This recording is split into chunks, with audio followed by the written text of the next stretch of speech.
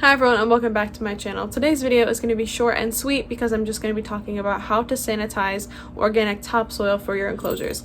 Now I am anti-eco-earth, I'm pro-topsoil. I've talked about this before on my channel, but you do have to take a few extra steps to make sure that the topsoil is safe for your enclosure before you put it in there. And this video could go for any type of substrate that you need to sanitize before adding it to your enclosure. So the first thing you're going to want to do is locate organic topsoil. It has to be topsoil. You don't want any fertilizers in it, you don't want any pesticides in it, you don't want anything in it that is harmful to animals. So make sure it's organic, doesn't have anything included, and then it's just soil. So I use Scott's soil from Home Depot, and it's just like a red bag of soil, and you can pretty much get it anywhere. I just know that Home Depot near me carries it. And then once you have that, if it's frozen, you have to let it thaw, and if it's not frozen, then great. So you'll take out a few like cupfuls or handfuls, and you'll want to put it in a baking sheet or some sort of container that can withstand heat of an oven. And then you're going to want to put it in the oven at 200 degrees or a little bit higher for hours. I mean, you want to put it in there long enough that the soil dries out and that anything that would be alive in there is no longer alive. I'm talking bugs, I'm talking parasites, I'm talking anything that's in there that can cause harm to your animals, you want to be dead. So you want to cook it for hours. I usually cook mine for 2 full hours at 200 degrees. Sometimes I go a little bit higher as well. And then once it's nice and dried out and baked, you take it out of the oven and then you set it aside to cool. I just put it in a bucket and let it cool in that bucket.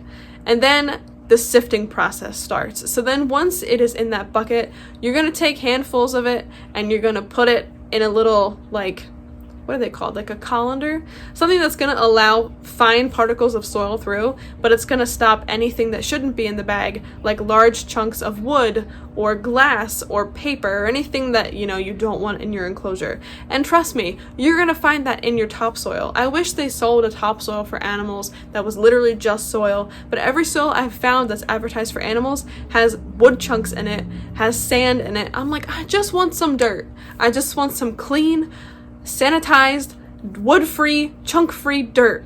No, you gotta work for it. So once you like take a handful of that dirt and put it in the sifter, you just sift it. You just sift it and sift it and sift it until all that's left is chunks, and then you dump those in the trash.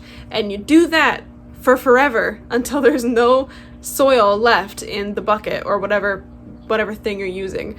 And then once all of it is sifted, you have this nice, rich, dark, fine, safe, sanitized, pesticide-free soil. Like, it's just literally just dirt, and it's safe dirt. And then you can take that and mix that if you want to. So like for arid species, you can mix it with sand that's also been sanitized. If you want to have it used for like tropical species, you can mix it with safe, like chunky soils. Like I know people use fir bark or people use coconut fiber. Like if you want to mix it with moss, anything you want to mix it with, you can mix it with at that point. But you have to go through the process of sanitizing it first and sifting through it first to make sure that it's nice and safe.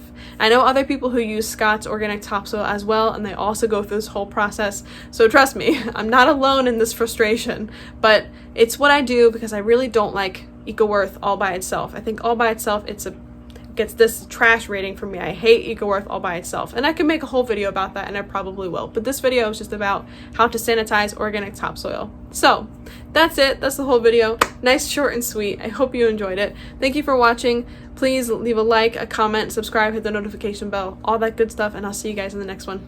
Bye.